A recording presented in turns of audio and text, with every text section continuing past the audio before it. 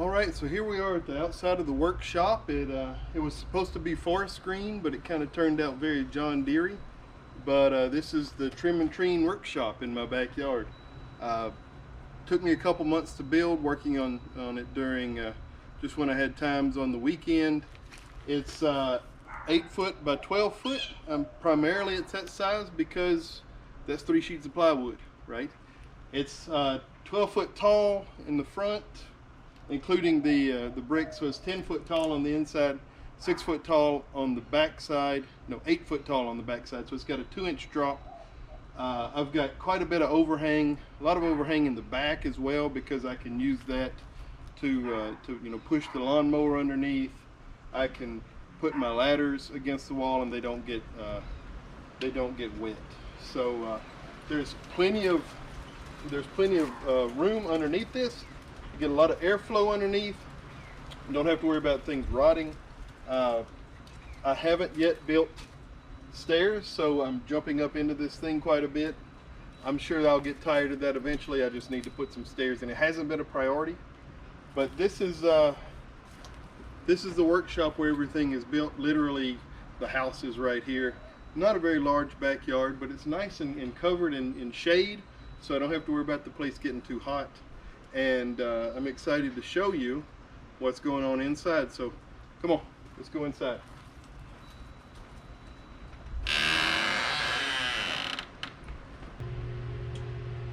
All right, well, here we are inside the shop, and this is the first 3 months or so working in here, so I'm sure some things are going to change.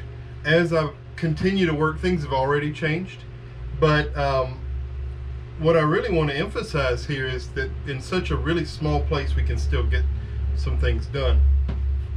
So I designed this to be as useful as possible. Now, as I said before,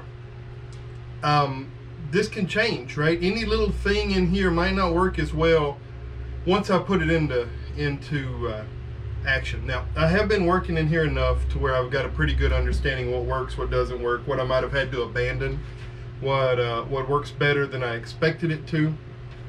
So just to go through some of this first, one thing that I've found maximizes space. I have a pegboard here where I can hang a lot of things right in front of me where I can see it, right?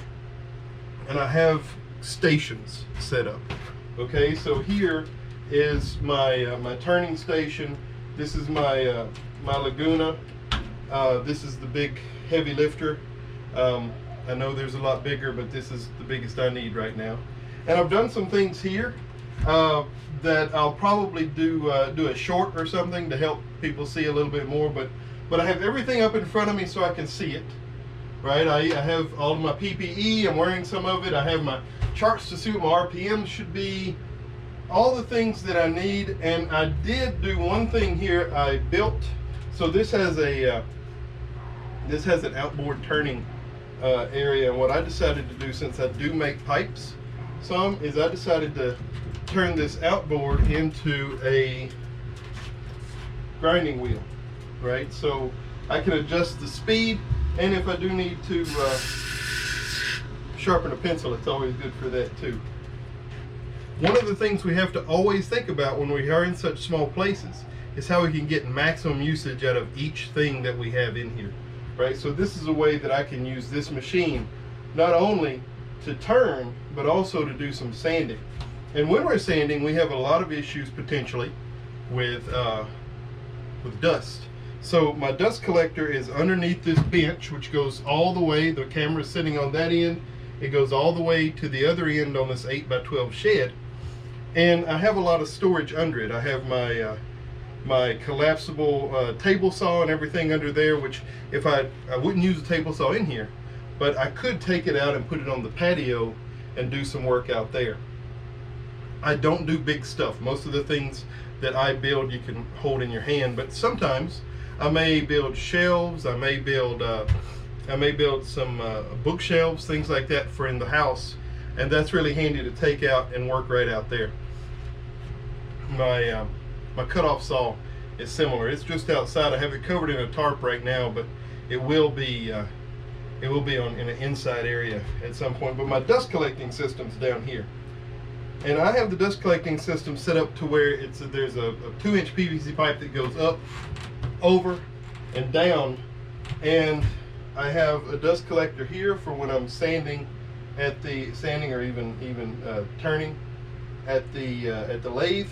If I'm sanding, I can pull this off, and I'm actually in the process of building a small box that goes around this to be able to suck that sand right in there. Now, the thing is, if I open this, I also have a port over here. If I open this one, I need to close all the rest, right? So I could pull this up, put the cap there. Now that one is the one doing all of the, has all the suction. If I do that, and I want to use this one, which I'll show you in a second what I might use this one for, I pull the cap from this one, put the cap there. These two are closed off, all the suction's going into this one. Still not the best system, but it's a whole lot better than not having a dust collecting system. And I'm always working on it. That's the thing, is everything is constantly being improved, hopefully. There's a few other things just to finish the tour. My bandsaw is here, and it's on casters, right? So it's actually on a little DeWalt table. I can move it around, and this is where I can take this off. The hose is here. I can do that, turn on my dust collecting system, and now all of a sudden the bandsaw is connected, right? So the bandsaw moves in and out, goes to the edge where it's out of the way. In a small space, casters are your friend. Obviously, we're not going to move lathes around, right? They're going to be stuck, they're heavy. But when I do have to sharpen my lathe tools, I do have this slow speed grinder, and it is on casters, but the casters are lockable. So I can pull it out here so I can have complete motion to do whatever I need to do while sharpening, but then it can go right back into its little place when I'm done. Right now I have a little fan in the window. I'm in San Antonio, it's going to get hot. Chances are I may have to move to a small window air conditioning unit, we'll see. But I don't want being really uncomfortable and being also inundated by mosquitoes to be a reason I'm not in my shop. So there's a very good chance that the upgrade over the summer is going to be a window unit. I have my drill press. Again, one of the things that I've done is if I really need a piece of equipment, I'll go to Harbor Freight. This little Bauer is actually a pretty good drill press, but there's better ones out there. So I'll buy it to get by, and then what I'll usually do at that point is if I save a little bit, get to a point where I can buy an upgrade, I'll upgrade and sell that one, you know, for you know, a little bit. You don't pay a crazy amount for it, so it's a nice way to upgrade. Also, this thing's not going to probably last me 20 or 30 years, right? That's for the next purchase. I do a lot of kind of small finishing work, especially when I'm working on pipes, but also if I need to do some, you know, if I'm doing restorations or if I need to do something else pretty small. This Dremel station works really well. I have two Dremels here. I have one that's stationary and on the little drill press station, but I really just use it for a stationary station. And then I have the flexible one that I use, a little small sander for some, you know, some fine scale stuff. Do a lot of sanding in here. It gets really dusty, which is why it's always important to make sure you have all the PPE you need, right? I mean, I have a really, you know, a pretty good mask that keeps particulate matter out. I have my safety goggles for whenever I need them. I use the face mask most of the time because I am turning, and that is just, you have to do that, right? I mean, don't turn without a face mask. Some of the other small little things I have going on in here, there's a couple things that I don't know a woodworker or even a metal worker that don't have plenty of blue shop towels. These are a must. And also, keeping with the color scheme, this blue painter's tape is excellent, right? So I use this if I'm only wanting to go so deep with a drill bit. I'll wrap this around it. If I need to label something, I'll put it on there. I'm a biologist. I have a lab at work too, and we use lab tape a lot. This is just the same thing, but I use it here. It's a lot cheaper than lab tape. Other interesting things, I did a little short on this, but one of the things that I also am an avid collector of pipes and pipe smoking, pipe tobacco, and I find myself, especially in warm months, at cigar shops because it's a nice place to sit and visit with folks, and there's always a surplus of cigar boxes. So one thing I found is, and you can see under here, these shelves, I've put little 1/2 by 1 railing in here, and I can put, these boxes. This one's empty, and I'm going through filling them eventually. But you remember, like your dad probably had those either coffee cans or had mason jars, and just put everything in there, like all kinds of things. And when you found something you needed, you had to dig to the bottom. But what I find is so good about these is that if I can label them, which is the next thing I need to do. But here's all my stuff for buffing with a Dremel, right? I know where it is. Put it right up here. It's right where I got 1, 2, 3, 4. Got about 20 of these in here. Not all of them are full, but I'm certain they will be. I also have a lot of my small blocks of briar for pipe making. In here I have a lot of my blanks for making some other things out of wood. Here. My starter lathe was great. Now it's a buffing station, and it's invaluable for doing things. If I need to put a nice carnauba wax finish on something, or even if I just need to buff something, that's there. And if I need to do kind of a secondary job where this one's tied up, maybe I'm gluing something together, I need to keep the pressure on it, I'll use both of these at one time. But typically that one's set up as a buffing station. Let's see, a lot of storage up top. I built this shed really tall.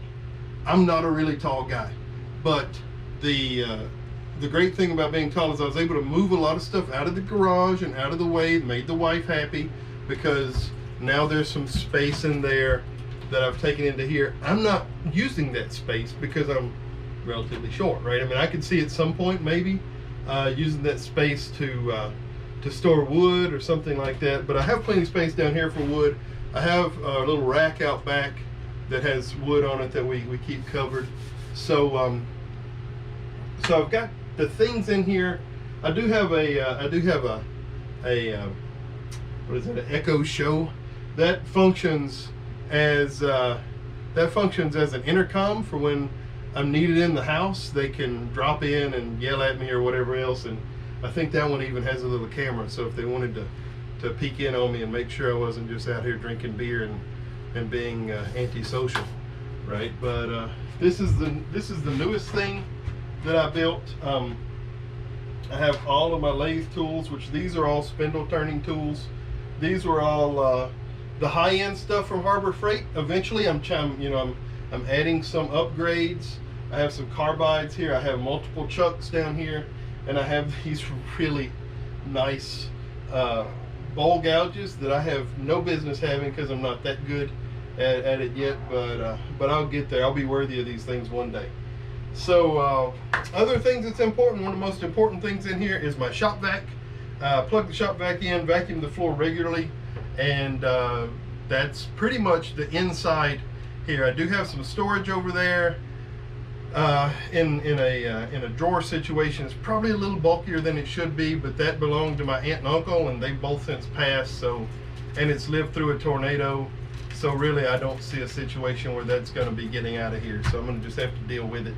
But otherwise I'm working as well as I can in an 8 by 12 shed, and I hope that from here on out I'll have some really cool things to show you. But this is it.